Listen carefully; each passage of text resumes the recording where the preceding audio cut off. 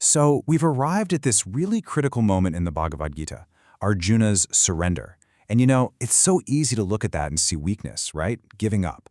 But what if that's not it at all? What if it's actually the key, the most powerful key to transformation? That's exactly what we're going to get into today.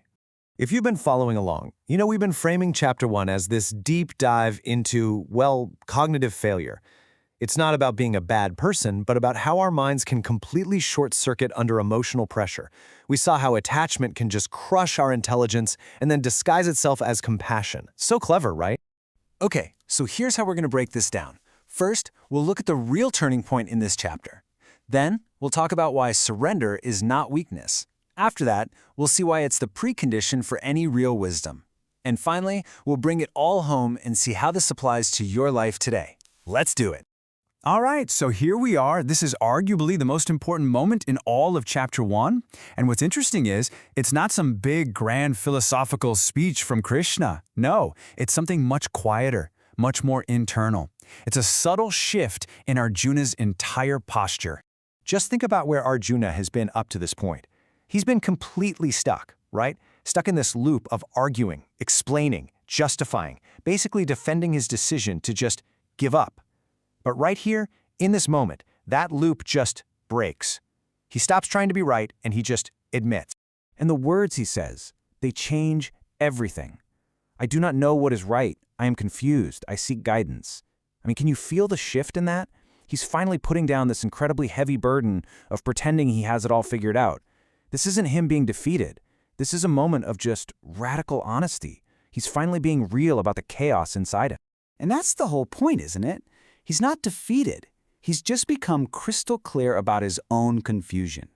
And that is the turning point. It's the exact moment where a breakdown starts to become a breakthrough. Now, this leads us to something really important, because in our modern world, we hear the word surrender and we immediately think of weakness. It sounds like giving up, like losing. But the Gita, it makes a much, much smarter distinction. Let's look at this really closely, because it's subtle. The feeling of being helpless, that can absolutely paralyze you. That's weakness. But the recognition that you're helpless, that's actually an act of intelligence. Think about it.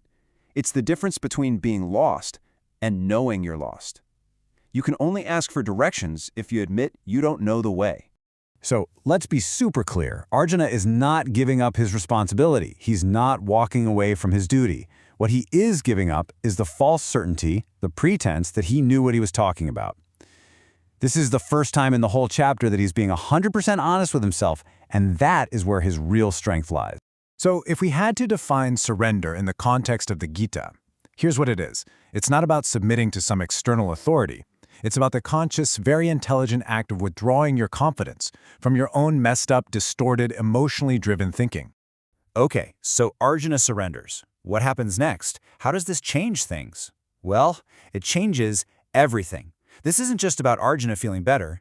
It's the key that unlocks the entire rest of the Gita. And you might have been wondering about this. Krishna is right there, listening to Arjuna's entire meltdown, this huge list of reasons why he can't fight. And he's just silent. Why? Why does he wait until this exact moment to finally start teaching? The answer is actually really simple, and it's pure psychology. You just can't learn anything when your ego is busy arguing. You can't. As long as Arjuna was convinced he was right, that he had the moral high ground, his mind was totally closed off. He was a debater, not a student. It's only when that humility kicks in, when he admits he's confused, that his mind finally opens up and becomes receptive. And again, this isn't some kind of religious dogma. It's a psychological reality for every single one of us. You've heard the saying, right? You can't fill a cup that's already full. Well, Arjuna's cup was just overflowing with his own arguments and justifications. By saying, I don't know, he's finally emptied his cup. Okay, so let's bring this home. What does this ancient turning point look like for you and me today? Because this isn't just a nice story from thousands of years ago. This internal shift, it's something we all go through. You're at that point when your usual bag of tricks just stops working. The stories you tell yourself, the excuses, they start to feel really hollow. It's that point where you've just overthought it to death. Your brain is exhausted, and all you're left with is this raw, naked feeling of, I am so confused. And at work? This can be a total superpower. It's having the courage to actually say in a meeting, you know what? I don't know. It's having the wisdom to stop trying to force an outcome, to just step back for a second. And it's that quiet confidence to ask for guidance without your ego getting in the way and making a mess of things. And I think this is so important to understand. The Gita is not about glorifying suffering. It's not telling us to celebrate our breakdowns.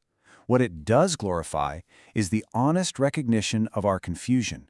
It celebrates that moment of clarity when you can finally admit, wow, I've completely lost my way. So as we wrap up Chapter 1, it's pretty clear, isn't it? The chapter doesn't end with Arjuna getting all the answers. Not at all. It ends with something even more important. He finally becomes ready for wisdom. His surrender was the big reset button he needed to push. Really, that moment of surrender is the true end of Chapter 1. The whole rest of the Gita depends on it. It's like the ground has finally been cleared. And now Krishna can start planting the seeds of real clarity. I hope you'll join us for that as we dive into Chapter 2 and start to build those foundations of clarity.